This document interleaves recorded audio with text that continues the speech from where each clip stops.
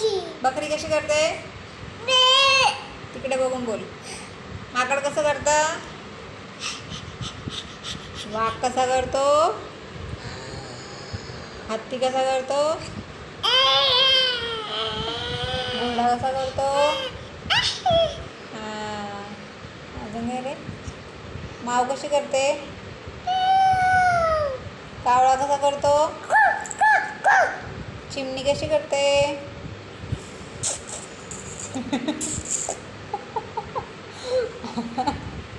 अजून काय रे? मोर कसा करतो?